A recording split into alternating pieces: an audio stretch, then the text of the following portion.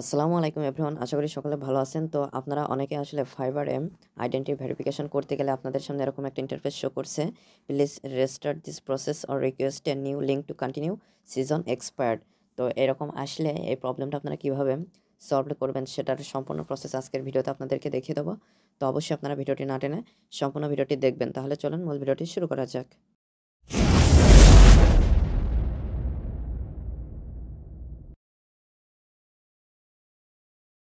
তো প্রথমে আপনারা ফোনের যেকোনো একটা ব্রাউজার সিলেক্ট করবেন। এক্ষেত্রে আমি গুগল ক্রোম যে ব্রাউজারটা রয়েছে এটা ব্যবহার করছি। তো এখানে আসার পরে সার্চ ও টাইপ ইউআরএল, এখানে আপনারা fiverr.com-এ ভিজিট করবেন। তো আমি এখানে fiverr.com এটা লিখে ভিজিট করছি। ভিজিট করলে আপনারা ফাইবারে চলে আসবেন।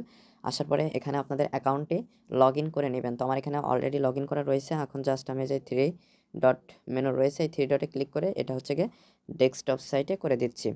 তো ডেস্কটপ সাইটে এটা করলে হচ্ছে গিয়ে আপনাদের কম্পিউটারে বা ল্যাপটপে যে রকম দেখা যায় আপনারা এখন ফোনেও ঠিক সেমভাবে দেখতে পারবেন। এখন জাস্ট এই যে প্রোফাইল আইকন দেখতে পারবেন, এই প্রোফাইল আইকনে ক্লিক করবেন। ক্লিক করার পরে এখানে আপনারা সেটিংস পেয়ে যাবেন। তো সেটিংসের উপরে ক্লিক করে দিবেন।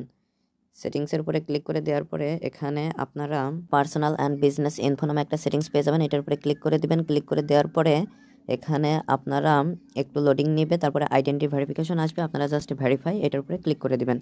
ক্লিক করে দেওয়ার পরে আপনাদের এখানে এরকম একটা ইন্টারফেস শো করবে। আপনারা যখন কন্টিনিউতে ক্লিক করবেন তখন ওই প্রবলেমটা শো করবে। আপনারা জাস্ট এই যে ব্যাকে একবার ক্লিক করে কন্টিনিউতে ক্লিক করবেন। অবশ্যই ব্যাকে একবার ক্লিক করতে হবে।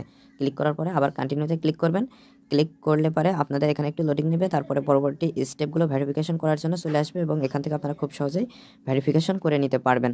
তো আশা করি মূল বিষয়টা বুঝতে পেরেছেন। তো আজকের ভিডিওটি এ পর্যন্তই।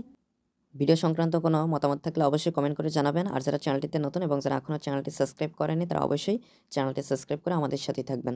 ধন্যবাদ সবাইকে।